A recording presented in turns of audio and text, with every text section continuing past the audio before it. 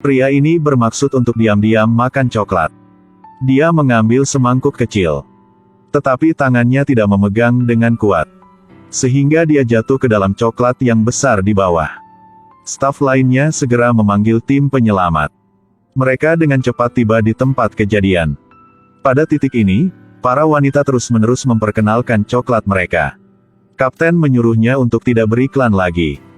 Korban hanya bisa mengangkat kepalanya. Para pekerja langsung menaikkan suhu panci. Agar coklatnya tidak mengeras. Tim penyelamat membawa tangga dan mengangkatnya ke atas tangki penyimpanan coklat. Pria itu tidak tahan lagi. Dua petugas penyelamat segera menaiki tangga. Tapi tidak peduli seberapa keras mereka mencoba. Mereka tidak bisa menariknya ke atas. Mereka bahkan hampir jatuh. Bagaimana bisa menariknya ke atas? Mungkinkah di bawahnya adalah seorang pria gemuk? Pada saat ini, gadis penyelamat segera mengatakan bahwa ini adalah prinsip fisika. Ketika menariknya ke atas, tekanan udara akan dihasilkan. Tekanan udara akan menjadi bumerang dan menariknya ke bawah. Benar saja, tidak peduli berapa banyak mereka menarik, itu tidak berhasil. Pria itu akan mati segera. Kapten menyuruh gadis kulit hitam untuk membawa tangki oksigen. Dan menyuruh pria itu untuk menggigit oksigen. Tapi bukan itu caranya. Dia dengan cepat tenggelam ke dalam tangki coklat. Jadi sudah berakhir? Saat ini kapten membawa ember putih.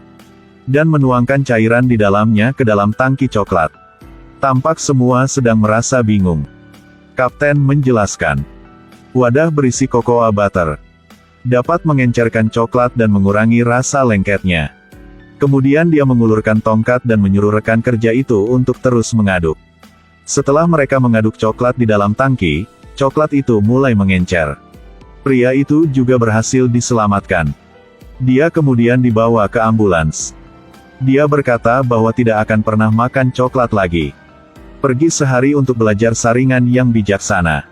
Namun tim penyelamat tidak sempat beristirahat. Mereka harus bergegas ke lokasi selanjutnya. Seorang anak laki-laki secara tidak sengaja jatuh ke dalam tong gandum besar. Tetapi biji jagung membuatnya tenggelam lebih dalam. Temannya dengan cepat memanggil tim penyelamat. Beberapa saat kemudian, tim penyelamat tiba. Mereka memasang tangga portabel. Bersiap untuk menyelamatkan bocah itu dari atas lumbung jagung. Pertama, staf menyuruh anak laki-laki itu untuk tetap tenang dan tidak bergerak. Agar tidak tenggelam lebih dalam. Waktu penyelamatan hanya 10 menit. Karena dia tidak akan bisa bertahan di bawah tekanan yang terlalu besar. Staf segera menyiapkan alas di bawah kakinya. Sehingga area bantalan akan lebih besar. Mereka tidak akan tenggelam. Kemudian keluarkan tali penyelamat dan kenakan padanya. Tetapi tidak dapat menariknya ke atas. Karena tubuhnya dapat terkoyak dalam sekejap. Staf segera memasang pelat besi ini tepat di sebelah laki-laki itu. Dan membuat area isolasi. Sehingga akan mengurangi tekanan padanya. Kemudian mereka menggunakan mesin untuk menyedot jagung. Untungnya semuanya baik-baik saja. Namun hal yang tidak terduga terjadi. Tali penyelamat tiba-tiba putus. Satu staf wanita langsung jatuh di bawah. Rekan kerjanya menyuruhnya untuk tidak bergerak. Tapi dia masih tenggelam. Merekam ingin menyelamatkannya. Tetapi tali penyelamat di tubuhnya terbatas. Mereka tidak dapat menjangkaunya. Dia masih tenggelam lebih dalam. Dia segera melepas tali di tubuhnya. Dan meraih tangan rekan. Tetapi tidak ada gunanya. Di bawah hisapan biji jagung, mereka tidak bisa berbuat apa-apa. Mereka tersedot dengan cepat. Mereka dengan cepat memberitahu kapten. Kapten segera membawa pemotong. Dan mulai memotong wadah besinya. Pada saat ini tim penyelamat menyuruh lelaki itu untuk mengambil napas dalam-dalam. Lalu mengendurkan talinya. Kemudian mengikuti jalan turun. Setelah dipotong untuk waktu yang lama, kotak penyimpanan dibuka. Jagung di dalamnya langsung tumpah. Akhirnya semua terselamatkan. Orang-orang yang lewat mengambil gambar. Kemudian mereka menjadi terkenal dalam semalam. Tetapi mereka masih belum ada waktu untuk istirahat. Yang sudah dapat kabar baru.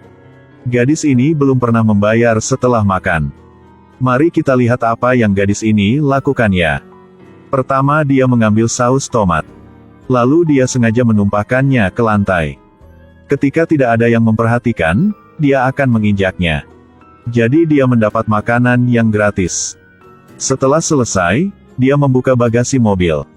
Di dalamnya penuh dengan alat peraga untuk akting. Dia pergi ke tempat berikutnya. Dan mendekati target baru. Pria ini baru saja membeli TV baru.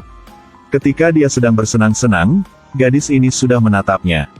Karena TV terlalu besar, dia tidak terlihat di belakangnya. Dia melihat ke kaca spion. Kemudian mulai mundur setelah mengetahui tidak ada orang di sana. Tapi dia menabrak sesuatu.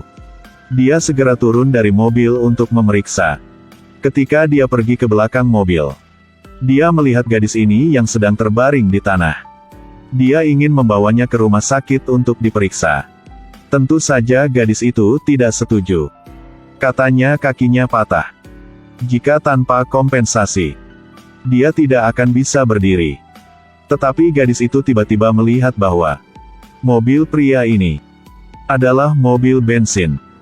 Jadi dia berpura-pura terluka di kepalanya. Agar pria itu dapat membayar sejumlah uang tambahan. Akhirnya dia punya cek $12.000. Keesokan harinya gadis itu melanjutkan pekerjaannya. Seorang wanita tua yang bergaya menjadi targetnya. Dia pergi ke belakang mobil. Tetapi dia ditabrak mobil. Wanita tua ini masih tidak tahu apa-apa yang terus memundurkan mobil. Lalu melajukan mobilnya tepat di atas gadis itu. Wanita tua itu buru-buru memanggil penyelamat. Tim penyelamat bergegas ke tempat kejadian. Tidak menyangka bahwa gadis itu masih hidup. Tim penyelamat segera memeriksa lukanya. Untung gadis itu hanya patah 20 tulang. Saat ini gadis itu mengatakan kepada mereka bahwa dia ditabrak oleh van. Meski polisi curiga, mereka tetap berusaha menyelamatkannya terlebih dahulu. Kemudian, seorang polisi wanita datang. Dia mengenalinya segera setelah dia melihatnya. Ternyata gadis ini pernah ditangkap olehnya kemarin. Dia baru saja dibebaskan pada minggu lalu. Tetapi tidak menyangka pembalasan datang kepadanya begitu cepat. Kemudian gadis itu dibebaskan dari rumah sakit. Tapi itu adalah penjara. Film berakhir di sini, terima kasih telah menonton. Sampai jumpa di film-film berikutnya.